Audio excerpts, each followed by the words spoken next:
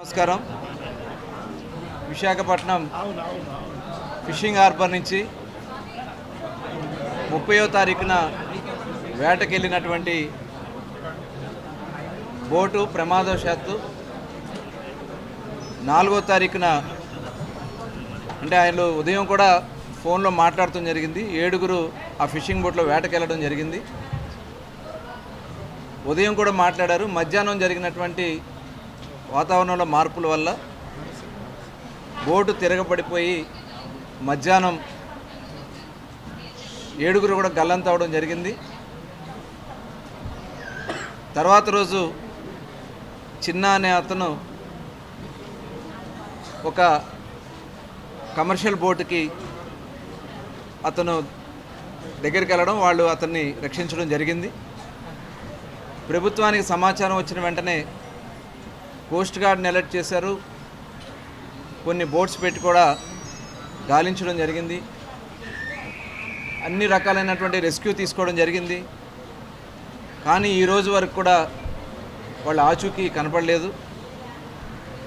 ఆ చిన్న ఇచ్చినటువంటి సమాచారం ప్రకారం అక్కడ వాళ్ళందరూ కూడా ప్రమాదంలో చనిపోయి ఉంటారని చెప్పి భావించి, అలాగే కోస్ట్ గార్డ్ వాళ్ళు సెర్చింగ్లో మాకు ఎక్కడ కూడా ట్రేస్ కాలేదని చెప్పి కోస్ట్ గార్డ్ కూడా ఇచ్చినటువంటి రిపోర్ట్ను ఆధారం చేసుకుని 72 గంటల తర్వాత ఆ కుటుంబాలకి ఎవరైతే 7గురిలో ఒక అతను సేవ్ అయ్యాడు కాబట్టి మిగతా ఆరుగురికి ఈరోజు గౌరవ ముఖ్యమంత్రి చంద్రబాబు నాయుడు గారు ఇచ్చినటువంటి ఆదేశాలతో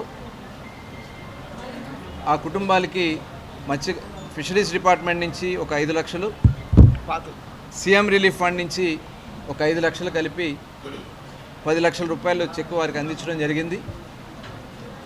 మిగతాయి కూడా ఏదైతే బోటు నష్టపోయి ఉన్నారు కాబట్టి బోటు కానీ మిగతా ఆ కుటుంబాలను ఏ రకంగా మనం ఆదుకోవాలనే దానికోసం ప్రభుత్వ పరంగా వాళ్ళ పిల్లల చదువుల విషయంలో కానీ వాళ్ళకి ఏ రకంగా మనం హెల్ప్ చేయొచ్చో అన్నీ కూడా ఏర్పాటు చేయడానికి అన్ని చర్యలు కూడా తీసుకోవడం కూడా జరుగుతుంది.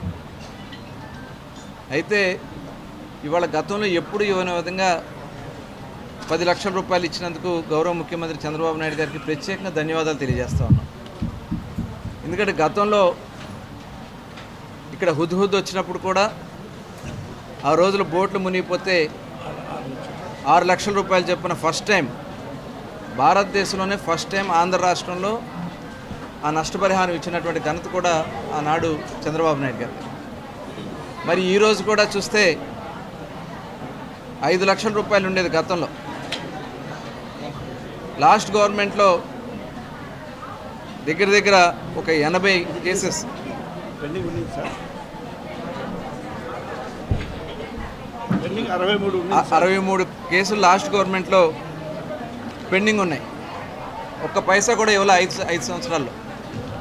ఇవాళ మళ్ళీ గౌరవ ముఖ్యమంత్రి చంద్రబాబు నాయుడు గారు 3 కోట్ల, అలాగే వ్యవసాయ శాఖ మంత్రి అచ్చెన్నాయుడు గారు వెంటనే ప్రపోజల్ పెట్టడం, ఆ అమౌంట్ కూడా రిలీజ్ చేయడం కూడా జరిగింది. 3 కోట్ల 15 లక్షల రూపాయలు ఇమీడియట్గా రిలీజ్ చేసి ఆ కుటుంబాలకు అందిస్తున్నాం. ఇంకా కొన్ని అక్కడ ఉన్నటువంటి ప్రాథమికంగా ఇంకా వాళ్ళకి కావాల్సినటువంటి సమాచారం కొన్ని ఆగినాయి, కానీ మిగతా 100% ఇవ్వడానికి ప్రభుత్వం చర్యలు తీసుకున్నాం. అయితే ఇవాళ గతంలో ఏ రాష్ట్రం కూడా ఇవ్వని విధంగా ఇలా బోటు ప్రమాదం జరిగినప్పుడు ఏ రాష్ట్రం కూడా ఇంత పెద్ద ఎత్తున ఇచ్చిన పరిస్థితి లేదు. 10 లక్షల రూపాయలు చొప్పున ఇవాళ అందించడం అనేది గౌరవ ముఖ్యమంత్రి గారు ప్రత్యేకంగా ధన్యవాదాలు తెలియజేస్తాను మరొకసారి. అదే కాదు, గతంలో బ్యాన్ పీరియడ్ డబ్బులు ఇచ్చిన, గతంలో బ్యాన్ పీరియడ్ అంటే వేట నిషేధ సమయానికి కేవలం బియ్యం ఇచ్చేవాళ్ళు. కానీ 2014 నుంచి 4,000 రూపాయల చొప్పున స్టార్ట్ చేసి ఈరోజు 20,000 రూపాయల చొప్పున బ్యాన్ పీరియడ్ డబ్బులు ఇస్తున్నాం. ఈ సంవత్సరం కొన్ని టెక్నికల్ ప్రాబ్లమ్స్ వల్ల కొంత ఆగినాయి, అవి కూడా ప్రపోజల్ పెట్టడం జరిగింది. 9 కోట్ల రూపాయలు అతి త్వరలోనే రిలీజ్ చేసి 100% ఎవరైతే బ్యాన్ పీరియడ్లో ఉన్నటువంటి ఫిషింగ్ చేసే మత్స్యకారులందరికీ కూడా వేట నిషేధ సమయంలో ఆగిపోయిన వాళ్ళందరూ కూడా అందించడం జరుగుతుంది. అదే కాదు, 50 సంవత్సరాలకే పెన్షన్ ఇచ్చినటువంటి ఘనత కానీ, అలాగే ఆయిల్ సబ్సిడీ, ఫిషింగ్ బోట్స్ విషయంలో ఆయిల్ సబ్సిడీ ఇస్తున్నటువంటి ఘనత కానీ, గత 5 సంవత్సరాలు కనీసం ఒక వలముక్క కూడా ఇవాళ మళ్ళీ వాళ్ళందరికీ కూడా ప్రభుత్వ పరంగా ఇంజిన్లు కానీ వాళ్ళకి కావాల్సినటువంటి వలలు కానీ అన్నీ కూడా అందించడం కూడా జరుగుతోంది. ప్రధానమంత్రి మత్స్య సంయుక్త యోజన కింద 40% సబ్సిడీతో బోట్లు కూడా ఇవ్వడం కూడా జరుగుతుంది. దాదాపు 1,20,00,000 లాంగ్ లైనర్స్ 1,20,00,000 రూపాయలు ఖరీదు చేసే బోట్ని 40% సబ్సిడీ కేంద్ర ప్రభుత్వం ఇస్తూ ఉంది. అలాగే చిన్న బోట్లకు కూడా వాళ్ళ సబ్సిడీ రూపాయన అందించడానికి అన్ని చర్యలు కూడా తీసుకున్నాం.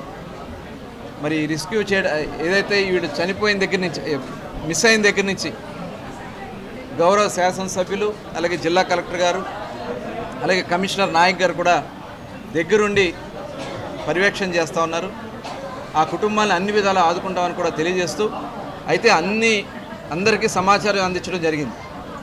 ఏదైతే కమర్షియల్ బోట్స్ కానీ అలాగే కొన్ని ఫిషింగ్ బోట్స్ కూడా ఎక్కడన్నా ఈ బాడీస్ ట్రేస్ అవుతాయో చెప్పడం జరిగింది.